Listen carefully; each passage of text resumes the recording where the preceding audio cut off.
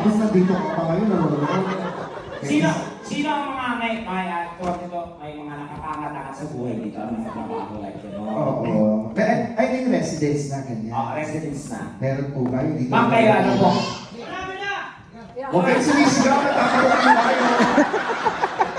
Ang buhay to, oh. Sige. Tapos si ma'am, ano pong business ninyo dito, ma'am? Online jewelry. Online jewelry. Oo. Oo, tama. Kita, di ba nag-online kami? Oo. Sabong nga lang, no? Nakahaya mo sa scammer. Online jewelry. Saan po kayo kumukuha ng supply, ma'am? Dubai. Dubai. O kasi ang dito talaga Dubai. Oo. Talaga, i-advocate sa akin, kaya ang ganda ng loob ko sa iyo. Para sa hindi ko talaga naman kayo mag-aahon sa amin sa kaya. Ano yung pagkita ko sa kanya kanina, na pagpasok ko, parang kumikinang siyang gano'n. At saka, nakita ko siya while nung nag-perform tayo, kumakanta. Nakikinita ko yung iniisip niya. Gumagano siya sa Nag-iisip. paano ko kaya natutulungan itong mga bakla? Samantalang gipit din ako. Hindi niya po kasama yung husband. Hindi po. Single po. Single. Single po kayo, ma'am? Ilan taon po yung single? 1 year. 1 year? Ako. Mama, baka check niyo, baka nagsara na yan. Sabi nga nila, Ang anong sugat ang hindi nagagalaw, kusang nagsasara. ang pangit na, baka makikipagtali ka na lang sa Cebu de Macho. Dapat sinecheck niyo po yun, ma'am, kinakausap sinusuklay.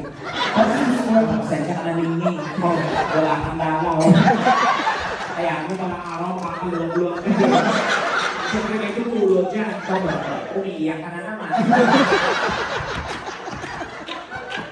Bakit po, ma'am? Kasi you're young.